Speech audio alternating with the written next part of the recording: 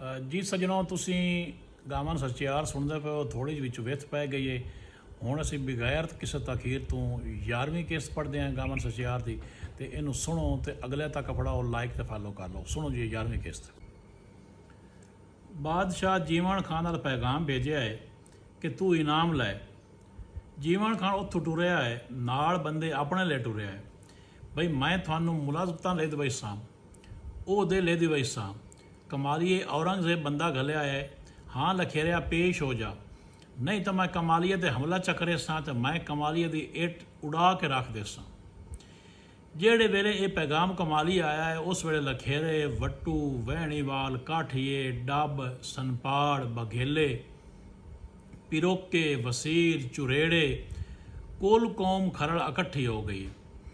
ਉਹਨਾਂ ਆਖਿਆ ਰਲ ਕੇ ਮਰਸਾਂ ਹੈ, ਤੂੰ ਪੇਸ਼ ਹੋ ਹੀ ਨਹੀਂ। ਸ਼ਹਾਦਤ ਖਾਨ ਐਡਾ ਰਾਠ ਹੋਇਆ ਹੈ, ਉਸ ਆਖਿਆ ਗੱਲ ਸੁਣੋ ਮੇਰੀ। ਇਦੋਂ ਮੈਂ ਐਡੀ ਬਹਾਦਰੀ ਵਿਖਾਈ ਹੈ ਕਿ ਔਰੰਗਜ਼ੇਬ ਦਾ ਮਫਰੂਰ, ਜਿਹਨੂੰ ਦੁਨੀਆ ਵਿੱਚ ਕਿਸੇ ਨਹੀਂ ਬਾਇਆ, ਮੈਂ ਬਾਇਆ ਹੈ। ਅਤੇ ਮੈਨੂੰ ਯਕੀਨ ਹੈ ਮੈਂ ਔਰੰਗਜ਼ੇਬ ਬਾਦਸ਼ਾਹ ਦਾ ਭਾਰ ਨਹੀਂ ਉਠਾ ਸਕਦਾ, ਤਾਂ ਮੈਂ ਆਪਣੀ ਹੇਕ ਜਾਨ ਦੇ ਪਿੱਛੇ ਕੌਮ ਦੇ ਬੱਚੇ ਕੁਆ ਛੱਡਾਂ ਤਾਂ ਮੇਰੇ ਜਿੱਡਾ ਵੀ ਕੋਈ ਕਮੀਨਾ ਨਹੀਂ। ਮੈਨੂੰ ਅੱਲਾ ਨੂੰ ਸੌਂਪੋ, ਮੈਂ ਪੇਸ਼ ਹੋਣਾ ਹੈ। ਮੈਂ ਦੂਈ ਦੁਨੀਆ ਨੂੰ ਕਿਉਂ ਮਰਾਵਾਂ। ਸ਼ਹਾਦਤ ਖਾਨ ਜਿਸ ਵੇਲੇ ਕਮਾਲੀਏ ਨੂੰ ਨਿਕਲਿਆ ਹੈ, ਇੰਜ ਬਿਰਾਦਰੀ ਕੱਢਿਆ ਹੈ ਜਿਵੇਂ ਲਾਸ਼ ਕਢੀਂਦੀ ਹੈ।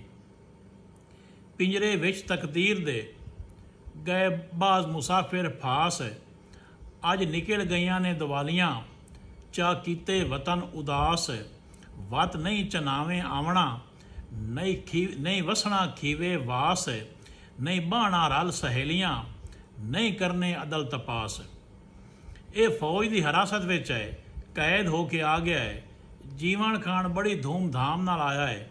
ਕੁਦਰਤ ਅੱਲਾ ਦੀ ਹੈ, ਗੈਬ ਉਸੇ ਦੇ ਕੋਲ ਹੈ। ਪਰਦਾ ਗੈਬ ਦਾ ਤਾਂ ਉਹ ਜਾਣਦਾ ਹੈ, ਅਗਾਂਹ ਅੰਜਾਮ ਕੀ ਹੈ। ਔਰੰਗਜ਼ੇਬ ਬਾਦਸ਼ਾਹ ਦੇ ਪੇਸ਼ ਇੱਕ ਕੇਸ ਹੋ ਗਿਆ ਹੈ।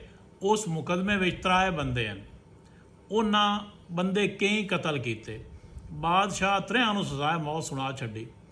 ਇੱਕ ਔਰਤ ਉਹਨਾਂ ਦੀ ਵਾਰਿਸ, ਉਸ ਅਪੀਲ ਕੀਤੀ ਹੈ, ਅਖੇ ਬਾਦਸ਼ਾਹ ਤੂੰ ਅਦਾਲਤ ਠੀਕ ਕੀਤੀ ਹੈ, ਦੇ ਕਿਆਮਤ ਦੀ ਅਦਾਲਤ ਹੋ ਰਾਣੀ ਹੈ। ਅਦਾਲਤ ਦੇ ਉੱਤੋਂ ਰਹਿਮ ਦੀ ਅਪੀਲ ਕਰਨੀ ਹੈ।